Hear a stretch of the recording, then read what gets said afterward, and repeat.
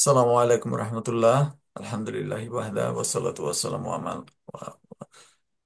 আলহামদুলিল্লাহ ওয়াহদা ওয়াসসালাতু ওয়াসসালামু আলা মান লা নাবিয়্যা বা'দা ওয়া আলা আলিহি ওয়া সাহবিহি ওয়াসাল্লাম আম্মা বা'দ ফাআউযু বিল্লাহি মিনাশ শাইতানির রাজিম বিসমিল্লাহির রহমানির রহিম।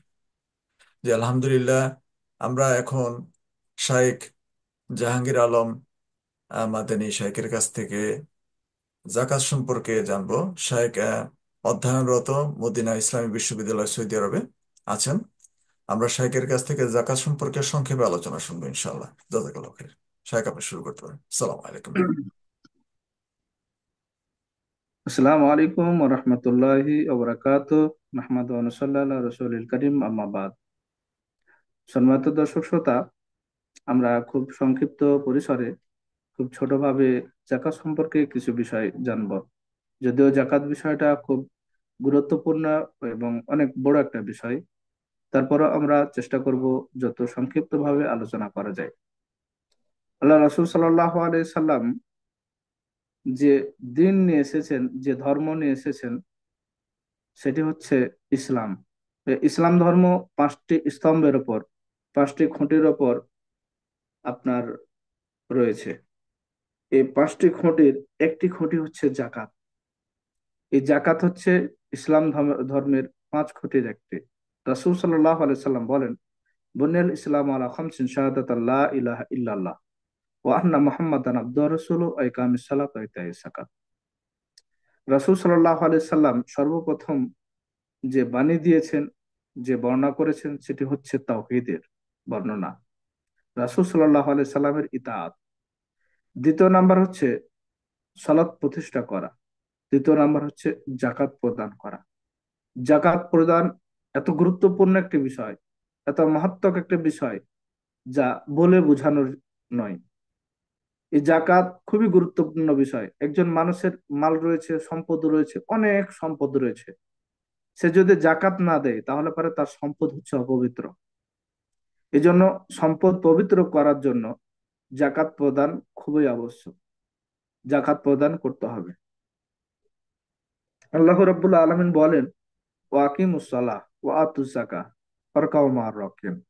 তোমরা সালাত প্রতিষ্ঠা করো, জাকাত প্রদান করো।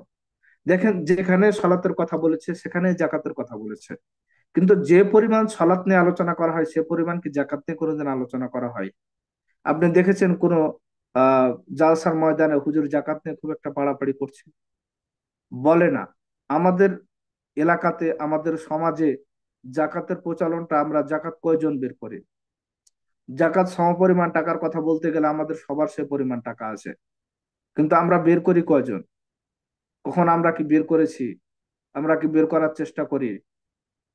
রাসূল সাল্লাল্লাহু আলাইহি সাল্লাম যখন মুআয রাদিয়াল্লাহু তাআলা আনহুকে ইয়ামানে প্রেরণ করেন, তখন মুআয রাদিয়াল্লাহু তাআলা আনহু বলেন, মুআয রাদিয়াল্লাহু তাআলা আনহুকে বলেন যে তুমি সর্বপ্রথম মানুষকে আহ্বান করবে আল্লাহর একাত্মবাদের প্রতি। মানুষ যদি সেটা মেনে নেয় তাহলে পারে দ্বিতীয় নম্বর মানুষকে যে বিষয়ে আহ্বান করবে সেটা হচ্ছে মানুষ যেন সালাত প্রতিষ্ঠা করে। তৃতীয় নাম্বার মানুষকে জাকাতের আদেশ দিবে। জাকাতের আদেশ দেওয়ার পর তাদের মধ্যে যারা ধনী আছে তাদের কাছ থেকে জাকাত গ্রহণ করবে এবং যারা গরিব আছে তাদের মধ্যে বিলিয়ে দিবে। আমাদের বাংলাদেশে এত সংকট, আমাদের বাংলাদেশে এত টাকা পয়সার অভাব, বাংলাদেশে এত সম্পদের অভাব, বাংলাদেশে এত জিনিসের অভাব, বাংলাদেশে এত খাদ্যের অভাব, বাংলাদেশে এত গরিব মানুষ, বাংলাদেশে এত ফকিরের পরিমাণ বেশি।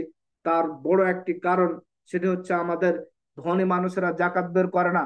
আমরা যদি জাকাত বের করি তাহলে পরে দেখা যাবে যে আমাদের যারা গরিব মানুষ রয়েছে তাদেরকে দিয়ে বেশি হয়ে যাবে।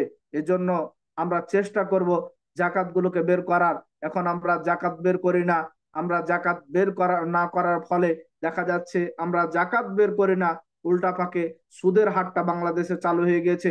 বাংলাদেশে প্রত্যেকটি গ্রামে এনজিও চালু হয়েছে, প্রত্যেকটি থানাতে 10টা করে না হয় এনজিও বসেছে, ব্যাংক বসেছে, ব্র্যাক ব্যাংক, এই ব্যাংক ওই ব্যাংক, যত প্রকার ব্যাংক রয়েছে সব বসেছে। এনজিওর কারখানা গোটা বাংলাদেশ হচ্ছে এনজিওর কারখানা। এই প্রত্যেকটা এনজিও সুদের সাথে জড়িত, প্রত্যেকটা এনজিও সুদের সাথে জড়িত। এক পক্ষে আমরা জাকাত বের করি না, অন্যদিকে আমরা সুদলে টানাটানি করতেছি। আপনার আমার বাড়িতে টানাটানি পড়বে না তো কার বাড়িতে টানাটানি পড়বে? আপনার বাড়িতে অভাব আসবে না তো কার বাড়িতে অভাব আসবে? ভাই আপনি খালি কথায় কথায় সৌদি আরবের কথা বলেন, ওরা তো অমুক দেয় না তমুক দেয় না, এই করে না ওই করে না। আপনার গ্রামে কোনোদিন দেখেছেন জাকাত বের করে? কয়টা মানুষ জাকাত বের করে? কোনোদিন আমরা লক্ষ্য করি না। কোনোদিন আমরা জাকাত সম্পর্কে আলোচনাও করি না। খুব একটা প্রয়োজন পড়ে না। আমাদের দেশে যতগুলো ধনী মানুষ রয়েছে, দেখবেন যে একটা মানুষকে একটা প্লেয়ার কিনে 30 কোটি, 40 কোটি, 30 লাখ, 50 লাখ, 60 লাখ, 1 কোটি টাকা দিয়ে একটা প্লেয়ার কিনে খেলায়। আপনি ও মানুষটাকে দেখেছেন কোনোদিন 10 কোটি টাকা জাকাত বের করতে? বোঝা যাচ্ছে যে যে 2 কোটি টাকা দিয়ে একটা প্লেয়ার কিনতে পারে, 14টা প্লেয়ার, 15টা প্লেয়ার কিনতে হয়, খেলাতে হয়, তিরিশ 30 কোটি টাকা খরচ করে, 20 কোটি টাকা খরচ করে, 10 কোটি টাকা খরচ করে, তাহলে পরে বোঝা যাচ্ছে ওর জাকাত কত বের হয়। দেখেছেন কোনোদিন জাকাত বের করতে? জাকাত বের করে দেয়। জাকাত বের করে না কেন? জাকাত তো বের করে। ওই কাপড় দেখা যায় যে আপনার মনে করেন যে 100 পিস কাপড় কিনে নিয়েছে, কাপড় কিনে নিয়ে বাড়ির সামনে গরিব মানুষদেরকে ডেকে দিয়ে দিয়েছে, ও বাবা জাকাত সোজ হয়ে গেল। এটা জাকাত সুদ হয়নি, এটা জাকাত নয়। জাকাত আপনার সম্পদের যত রয়েছে সেখান থেকে জাকাত বের করতে হবে। যতটুকু বের করা প্রয়োজন ততটুকু বের করতে হবে। জাকাতের একটা বর্ণনা শোনাই। রাসূল সাল্লাল্লাহু আলাইহি সাল্লাম জাকাতের বর্ণনা দিতে গিয়ে বলছেন যে যাদের গরু রয়েছে, যাদের চতুষ্পদ জন্তু রয়েছে, উট রয়েছে, এরা যদি জাকাত না দেয় তাহলে পরে কিয়ামতের দিন এদেরকে নিচে ফেলে দিয়ে কি করা হবে জানো? এদেরকে ওই যে আমাদের এলাকাতে আগে যখন ধান মারতো, শিশাড়ু থাকতো, শিশাড়ুকে দায় মারতো। তো এইভাবে তাদেরকে দিয়ে খোঁচানো হবে। আপনার সম্পদ আপনাকে কষ্ট দিবে, আপনার সম্পদ আপনাকে আযাব দিবে, আপনার ওই সম্পদ আপনার জন্য কাল হবে যদি আপনি জাকাত না দেন। আপনি ভেবেছেন কি?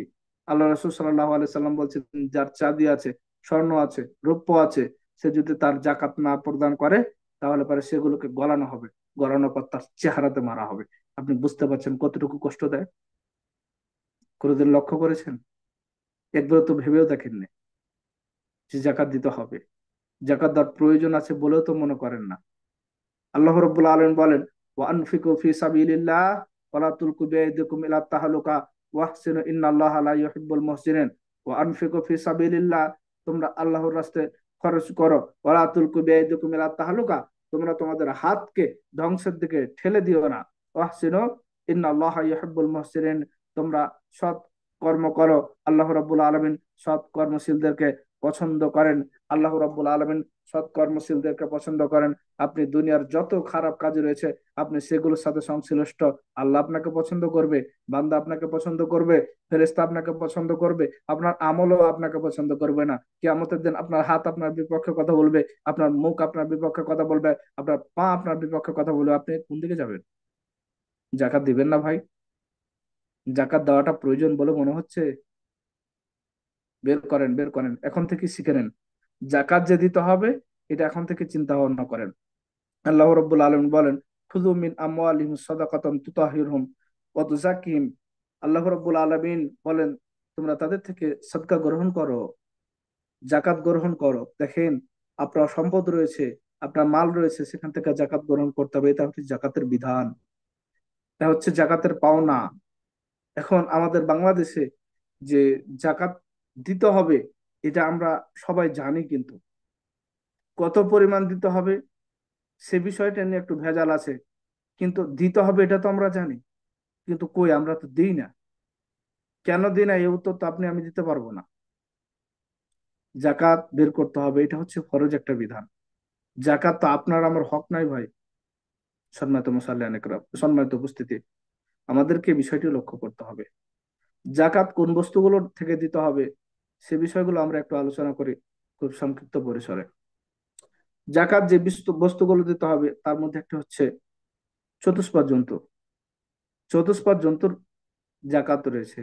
যেমন ধরেন গরু, যেমন ধরেন উট, যেমন ধরেন ছাগল, তারপরে দুম্বা, এগুলোর জাকাত রয়েছে। এই চতুষ্পদ জন্তুর জাকাত দিতে হবে। উট এর বিশাল একটা বিবরণ রয়েছে। আরেকটি জাকাত দিতে হবে খনিজ সম্পদ, যেরকম আপনার কয়লা, তেল, এগুলো যদি কেউ পায় বা কারো থাকে, স্বর্ণ, এগুলোরও জাকাত দিতে হবে। এটা আবার দুই ভাবে হয়ে থাকে।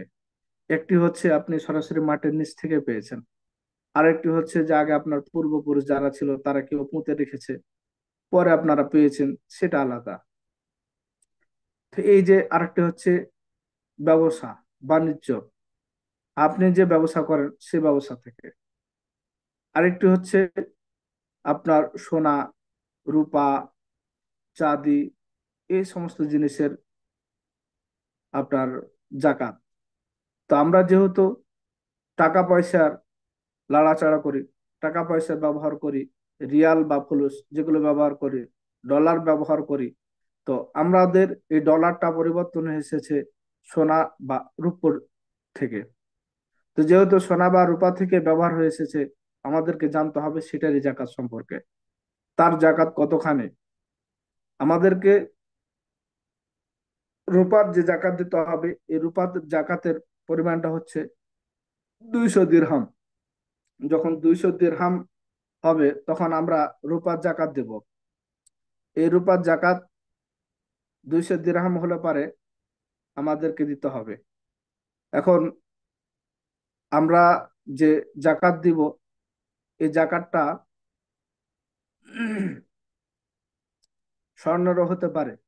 এখন আমরা রূপার উপর ভিত্তি করে জাকাত দিব নাকি স্বর্ণের উপর ভিত্তি করে জাকাত দিব, এখানে একটি বিষয় চলে আসছে। যদি রূপার উপর ভিত্তি করে দেন, তাহলে পরে আমাদের সম্পদের পরিমাণটা খুব কম লাগবে, মানে খুব কম সম্পদে আমাদের জাকাত ফরজ হয়ে যাবে। আর যদি আমরা স্বর্ণের দিকে লক্ষ্য করি, তাহলে পরে আমাদেরকে স্বর্ণ 7.5 ভরি এবং রূপা 52 তোলা, মানে 52 ভরি, 52.5 ভরি, এই পরিমাণ যদি থাকে তাহলে পরে আমাদেরকে সাদকা তথা জাকাত প্রদান করতে হবে। এখন 52 ভরি রূপার দাম কিন্তু খুব বেশি নয়, আপনার খুব হলে 1 লাখ টাকা বা তার চাইতে একটু বেশি হবে। আর যদি আমরা দেখি, লক্ষ্য করি যে স্বর্ণের দিকে, তাহলে পরে স্বর্ণ 7.5 ভরি স্বর্ণের দাম প্রায় আপনার 3 লাখ টাকার উপরে, 4 লাখ টাকা ধারে ধারে। তো এইরকম টাকা যদি থাকে তাহলে পরে জাকাত দিতে হবে। আজকাল প্রত্যেকটি মানুষের বাড়িতে বলা যায় না 50,000 1 লাখ টাকা থাকে। এই টাকা পরিমাণ যদি কাউরি 1.5 লাখ টাকা থাকে, 2 লাখ টাকা থাকে, সে টাকা যদি 1 বছর পূর্ণ হয়ে যায় এবং 1 বছর থেকে সে টাকাটা যদি থাকে, তাহলে আপনাকে জাকাত দিতে হবে। আপনি রূপার যে জাকাতের পরিমাণ, সে পরিমাণ পর্যন্ত আপনি পৌঁছে গিয়েছেন। কারণ আমাদের টাকাগুলো ব্যবহার হয় রূপা এবং আপনার স্বর্ণের উপর ভিত্তি করে। যেহেতু স্বর্ণ কম ব্যবহারে, মানে কম দামে আমাদের টাকার পরিমাণ কমের ক্ষেত্রে জাকাত ফরজ হয়ে যাচ্ছে, এজন্য আমরা কমটাই নেব, আমরা কমটাই গ্রহণ করব। বেশিটা গ্রহণ করলে আমাদের সাশ্রয় হবে, কিন্তু আল্লাহ যদি পরবর্তী সময় আপনাকে ধরে, আপনি কিন্তু ছাড় পাবেন না। এই জন্য আমাদেরকে কমটাকেই গ্রহণ করতে হবে। এবং আমাদের যখন সে পরিমাণ টাকা যাবে, টাকার পরিমাণটা সে পরিমাণ বেড়ে যাবে, তখন আমরা সেটা লক্ষ্য করব। আমাদের জাকাতের পরিমাণ যেটা দিতে হবে, 40 ভাগের 1 ভাগ। 40 ভাগের 1 ভাগ আপনি কি দিবেন, জাকাত প্রদান করবেন।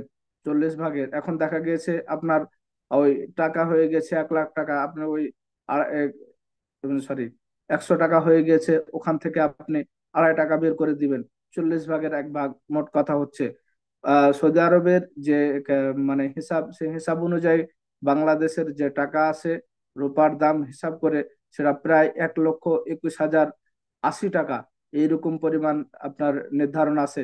তো এই পরিমাণ যদি কারো টাকা থাকে, তাহলে পরে তাকে জাকাত প্রদান করতে হবে। বিশেষ করে আমাদের এলাকা নওগাঁ, রাজশাহী, সাপাহার, ওই এলাকাতে প্রত্যেকটি মানুষের বাগান আছে এবং প্রত্যেকের হাতে টাকা আছে। আমি মনে করি সবার হাতে আজকাল 10-5 লাখ টাকা আছে, সবার উপরেই জাকাত ফরজ। যাদের উপর জাকাত ফরজ তাদেরকে টাকা দিতে হবে। অন্তত 1,20,00,000 20,000 পরিমাণ বা 22,000 পরিমাণ যাদের টাকা আছে, তারা চেষ্টা করে দেখবেন যে আপনার টাকাটা, চিন্তা ভাবনা করে দেখবেন আপনার টাকাটা 1 বছর পরিমাণ, 1 বছর পর্যন্ত পৌঁছেছে কিনা। যদি পৌঁছে থাকে, তাহলে পরে আপনি জাকাত বের করবেন, অবশ্যই বের করবেন। যদি আপনি বের না করেন, তাহলে পারে এর জন্য আপনি দায়ী থাকবেন এবং আপনি ইসলামের একটি বিধানকে মানছেন না, এজন্য আপনাকে ধরা হবে। যারা গরিব মানুষ, তাদের জন্য ইসলামের বিধান 3টি মানলেই চলে। একটি হচ্ছে তাওহিদ এবং রাসূল সাল্লাল্লাহু আলাইহি সাল্লামের প্রতি বিশ্বাস, আর দ্বিতীয় নাম্বার হচ্ছে সালাত, তৃতীয় নাম্বার হচ্ছে শ্যাম। এই তিনটি জিনিস হলে পারে এনাফ। কিন্তু আপনার পকেটে টাকা আছে বিধায় আপনার উপর আরো একটা বিধান চলেছে, সেটি হচ্ছে কি জাকাত। এই জন্য আপনাকে আমাকে জাকাত দিতে হবে। যাদের সর্বনিম্ন পরিমাণ টাকা পরিমাণটা 1,22,000 টাকা হয়েছে, তারা জাকাত বের করবেন। অবশ্যই জাকাত বের করবেন। স্বর্ণের দিকে লক্ষ্য করে বসে থাকার চিন্তা ভাবনা করবেন না। জাকাত খুব বেশি লাগে না, কম, খুব সংক্ষিপ্ত টাকায় জাকাত হয়। এই জাকাতটা বের করে আপনি মানুষের মধ্যে পৌঁছে দিবেন, যারা গরিব দুঃখী তাদের মধ্যে পৌঁছে দিবেন। আবার জাকাত বের করে মানুষের সামনে আবার শুরু করিয়েন না, একটা কাপড় দিচ্ছেন তো 4 জন মেলে 5 জন মেলে ছবি তোলা শুরু করেছেন। রাসূল সাল্লাল্লাহু আলাইহি সাল্লাম বলেন, কিয়ামতের দিন 7 শ্রেণীর মানুষ আরশের ছায়াতলে স্থান পাবে। তার এক শ্রেণীর মানুষ হচ্ছে ডান হাতে দান করে, বাম হাত জানে না। ডান হাতে দান করে, বাম হাত জানে না। এই শ্রেণীর মানুষকে আল্লাহ রাব্বুল আলামিন আরশের ছায়াতলে স্থান দান করবেন। আপনি যদি সেই স্থান নিতে চান, দান করে ছবি তুলিয়েন না, মানুষকে কাপড় দিয়ে ছবি তুলিয়েন না, মানুষকে কাপড় দিয়ে পোস্ট করার চিন্তা ভাবনা করিয়েন না। আলহামদুলিল্লাহ, আজকে একটা ভালো কাজ করলাম, শুভ কাজের সূচনা করলাম। ভাই, এটা শুভ কাজ হয়নি, লৌকিকতা, রিয়ার মধ্যে পড়ে গিয়েছে। রাসূল সাল্লাল্লাহু আলাইহি সাল্লাম বলেন, মানুষের 5টি প্রশ্নের উত্তর না দেওয়া পর্যন্ত একটা মানুষকে এদিক ওদিক করতে দেওয়া হবে না। তার একটি প্রশ্ন হচ্ছে কোন পন্থায় আয় করেছে, কোন পন্থায় ব্যয় করেছে। আপনার টাকা আছে, ইচ্ছা মতন ব্যয় করবেন, টাকা আছে ইচ্ছা মতন খরচ করবেন।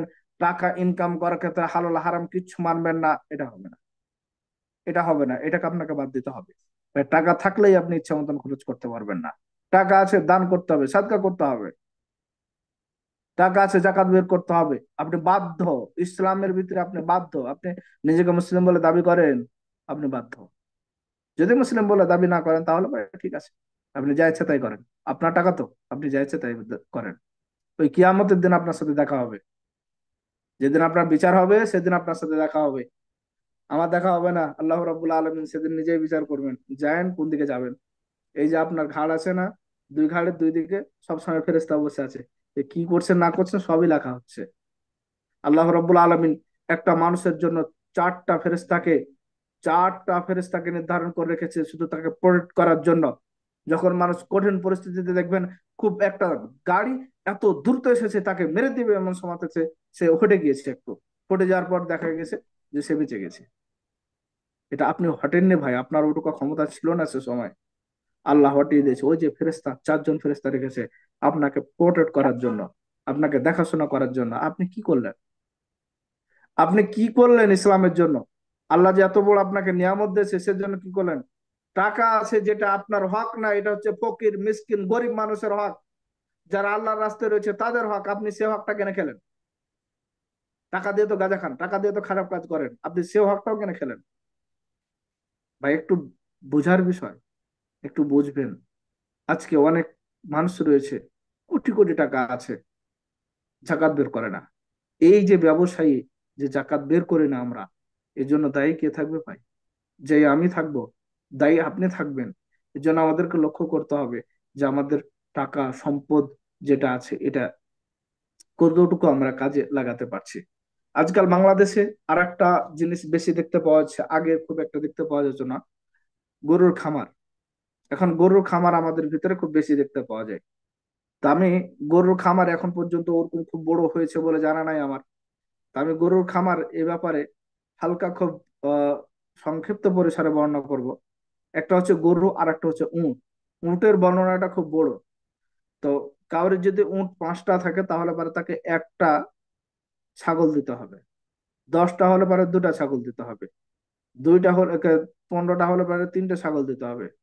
20টা হলে 4টে ছাগল দিতে হবে। যখন 25টা হয়ে যাবে তখন একটা জাযা দান করতে হবে, তথা সাদকা জাকাত দিতে হবে, একটা জাযা।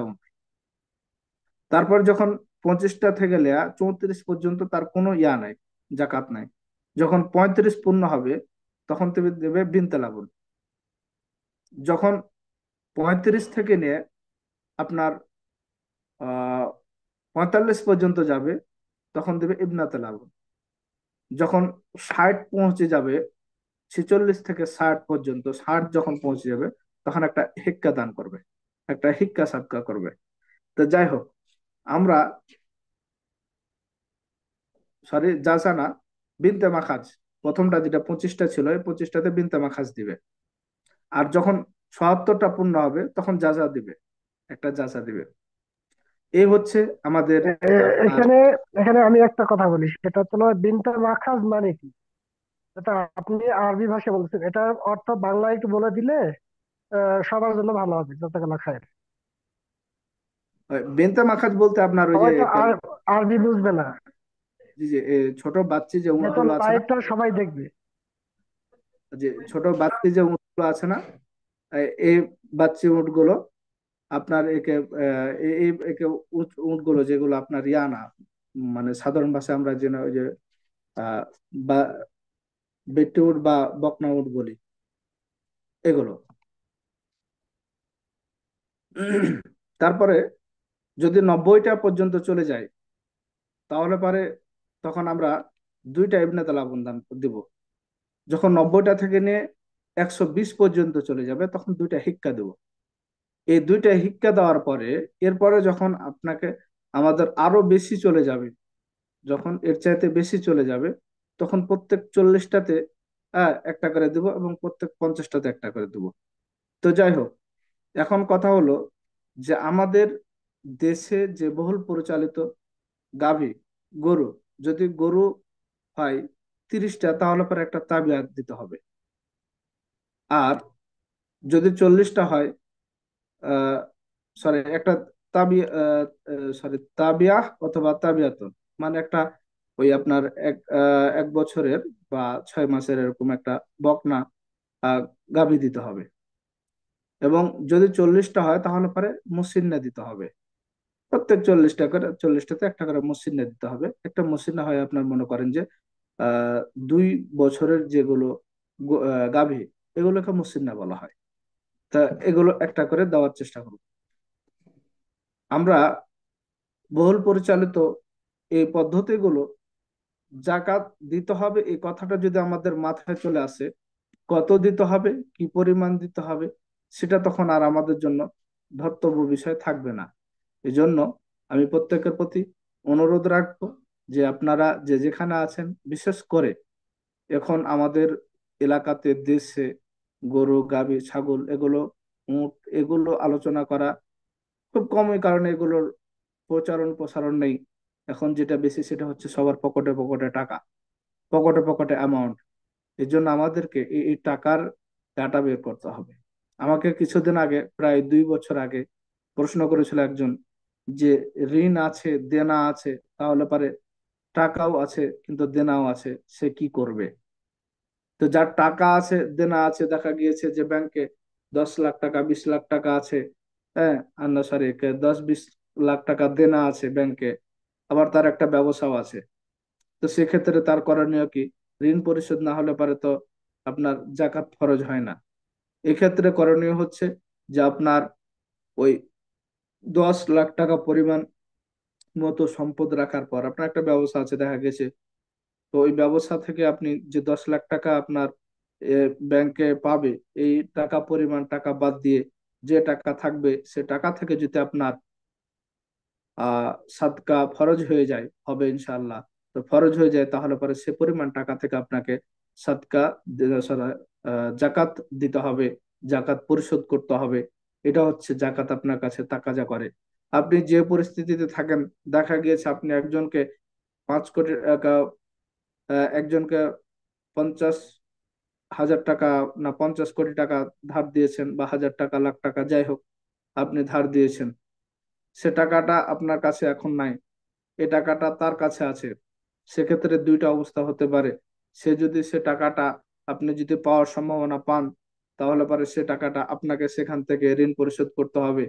তার কাছে আছে, সে যদি টাকার না সরি, ঋণ বলছি, জাকাত পরিশোধ করতে হবে। এখন আপনার কাছে নাই, যার কাছে আছে সে টাকা থেকে জাকাত পরিশোধ করে দিয়েছে ওই 50 লাখ টাকা বা 50,000 টাকা, তাহলে পরে আপনি খালাস হয়ে যাবেন। 1 টাকা ডবল জাকাত হয় না, একবারই জাকাত হয়। এজন্য আপনার কাছে আসার আগে যদি সে জাকাত পরিশোধ না করে, তাহলে পরে আপনাকে পরিশোধ করতে হবে। আর আপনার কাছে ছিল না, ওর কাছে টাকাটা ছিল, এমত অবস্থায় সে যদি ওই টাকা থেকে জাকাত দিয়ে থাকে, তাহলে পরে জাকাত হয়ে গেছে। আশা করি বিষয়টা বুঝতে পেরেছেন। শুক্রিয়া, জাজাকুমুল্লাহ খায়ের, বারাকাল্লাহু ফিকুম। আল্লাহ রাব্বুল আলামিন আমাদের সকলকে যেন জাকাত গুলো আদায় করার তৌফিক দান করে। সাথে আমরা পূর্বে সাদকাতুল ফিতির এটা বিষয় আলোচনা করেছি, সেই বিষয়টা আল্লাহ রাব্বুল আলামিন আমাদেরকে যেন ভালোভাবে মানার তৌফিক দান করে। আমরা সকলে পড়ি আল্লাহুম্মা আমিন। সাথে আমিন। সাথে করি যে সমস্ত ভাইয়েরা আমাদের জন্য নিজের সময় নষ্ট করে তাদের কাজ ফেলে রেখে এই দিনের কাজে সহযোগিতা করছে এবং থাকছে, আল্লাহ রাব্বুল আলামিন তাদের যেন রুজি রোজগারে বরকত দান করেন এবং এই রমজান মাসের বিশেষ ফজিলতের মাধ্যমে আল্লাহ সকলের যেন গুনাহ খাতাকে মাফ করে দেন এবং ফ্যামিলি নিয়ে শান্তিতে যে কয়দিন বেঁচে আছে আল্লাহ রাব্বুল আলামিন ভালোভাবে ইমানের সহিত বেঁচে থাকার তৌফিক দান করে। আমরা সকলেই পড়ি আল্লাহুম্মা আমিন। আমিন। শাহেক, একটা প্রশ্ন আছে। একটা ভাই প্রশ্ন করছিলেন, আমি উত্তর দিছি, তারপর আপনার কাছে প্রশ্নটা রাখি। সেটা পর্বটা হচ্ছে আমার মনে হয় পরবর্তীতে করলে ভালো হয়, মানে পরবর্তীতে। এখন আচ্ছা। মানে ওটা আলাদা করে ছাড়লে মানুষ একটু ভালো ইয়া আচ্ছা, করে। তাহলে শাহেক আগামী পর্বে করবো ইনশাল্লাহ। জি। মানে আর একবার ঢোকা যাবে কি না এটা বাতিল? না, এখন সময় আছে শাহেক এখানে। এখনো 13 মিনিট আছে। আচ্ছা ঠিক আছে। তাহলে করি প্রশ্ন না? জি। আচ্ছা। জসিম ভাই, আপনার প্রশ্ন থাকলে প্রশ্ন করবেন ইনশাল্লাহ। সংক্ষেপে আমরা শাহেককে বিদায় দিব ইনশাল্লাহ। তো এক ভাই আমাকে প্রশ্ন করছিলেন যে আমার কাছে 10 লাখ টাকা আছে, আমি জাকাত দিব। তো এই বছর জি। আমি জাকাত দিলাম, আগামী জি। বছরও আমার এই 10 লাখ টাকাই আছে, আগামী বছরও কি জি। আমি জাকাত দিব এই 10 লাখ টাকার উপরে? তারপরের বছরও কি দিব? এইটা প্রশ্ন ছিল আর কি। আমি বলছি জি। তো আপনার কাছে একটু শুনবো ইনশাল্লাহ। জি। জি। জি। জি। এটা খুব গুরুত্বপূর্ণ প্রশ্ন, কারণ যে আমি টাকা ব্যবহার করছি না কোনো কাজে, তারপরেও মানে আমার টাকার জাকাত বের হবে কিনা। হুম। তো বিষয় হলো যে আপনি যে টাকা আপনার কাছে গচ্ছিত সম্পদ আছে, বিশেষ করে ওই যে আপনার মনে করেন যে ব্যবহৃত যে ইয়াগুলো হারগুলো থাকে না, সেগুলোর ব্যাপারে কথা বলতে এসে আপনার একটা কথা চলে আসে যে ব্যবহৃত হারও যদি আপনার ওই স্বর্ণ যদি আপনার ওই পরিমাণ পৌঁছে যায়, জাকাত সমপরিমাণ পৌঁছে যায়, তাহলে পরে তাকে জাকাত বের করতে হবে। গচ্ছিত সম্পদ যদিও জাকাত পরিমাণ বের হয়, যতদিন পর্যন্ত থাকবে আপনাকে ততদিন পর্যন্ত জাকাত বের করতে হবে। আপনার যে টাকা আছে সে টাকাটা আপনি কাজে লাগার ব্যবস্থা করেন, যাতে করে সে টাকাটা না কমে, পর্যায়ক্রমে টাকাটা বাড়তে থাকে। যদিও কেউ কেউ এই কথাটা বলেছে যে যে টাকার মানে ইয়ার জন্য, জাকাতের জন্য পূর্ব শর্ত হচ্ছে একটা ওই মাল ব্যবহৃত হতে হবে। কিন্তু আপনার কাছে যে টাকা আছে সে টাকা যদি নেশাব পরিমাণ পার হয়ে যায়, তাহলে পর আপনাকে জাকাত প্রদান করতে হবে এবং এটা আপনি ব্যবহার করার চেষ্টা করবেন। যতদিন পর্যন্ত আপনার কাছে সে টাকা থাকবে ততদিন পর্যন্ত আপনাকে জাকাত দিতে হবে। এখন দেখা গিয়েছে আপনার কাছে 10 লাখ টাকা আছে, জাকাত দিতে দিতে 3 লাখ টাকায় খরচ হয়ে গেছে। এজন্য আপনাকে টাকা কি করতে হবে? কাজে লাগাতে হবে। এ টাকা দিয়ে ব্যবসা করতে হবে, অন্যান্য কিছু যে কোনো ভাবে কাজে লাগাতে হবে, যাতে করে টাকাটা বৃদ্ধি পায়। আর জাকাত হচ্ছে বৃদ্ধি পাওয়ার একটা অন্যতম মাধ্যম। যখন আপনি জাকাত দিবেন এবং আপনার টাকা কাজে লাগাবেন, আপনার লস হওয়ার কোনো সম্ভাবনা থাকবে না এবং টাকাটা হচ্ছে আপনার জন্য পবিত্র এবং হালাল। এই জন্য আমি অনুরোধ করি যে আপনার যে টাকা আছে টাকাটাকে গচ্ছিত ভাবে রাখেন না, সম্পদটাকে কাজে লাগানোর চেষ্টা করেন। আপনি ভয় করছেন, যদি আপনি টাকা হালাল ভাবে রাখেন এবং জাকাত প্রদান করেন, আপনার ভয়ের কিছু নাই। আপনার টাকা আশা করি কখনোই মায়ের যাবে না। কিছু সময়ের জন্য যদি ক্ষতিগ্রস্ত হন, আল্লাহ অন্য দিক দিয়ে আপনাকে পূরণ করে দেবে, এটাই আশাবাদী। আশা করি বিষয়টা বুঝতে পেরেছেন। জাযাকাল্লাহ খায়ের। এখন ওইখানে প্রশ্ন করছিল যে সে আহ, তার ধরেন চাকরি চলে গেছে, তার ইনকাম সোর্স এখন আর নাই, এই 10 লাখ টাকাই তার কাছে আছে। তো জি। তারপরে তো তার জাকাত দিতেই হবে, জাকাত তো মিস জি। নাই, যেহেতু গচ্ছিত সম্পদ হিসাবে আসে। জি। জি। আর জসিম ভাই, আপনার কোনো প্রশ্ন আছে? জসিম ভাই,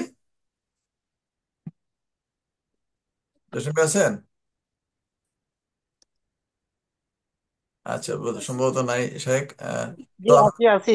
না, আমার কোনো প্রশ্ন নাই, ইনশাল্লাহ আপনারা কথা বলেন। জাকাত সংক্রান্ত কোনো প্রশ্ন থাকলে করতে পারেন। জাকাত না, এগুলো তো আপনার সাথে জানলাম না, টিকটকে তো জেনে নিলাম তো। আচ্ছা, আচ্ছা, আচ্ছা, আচ্ছা, জাযাকাল্লাহ খাইর।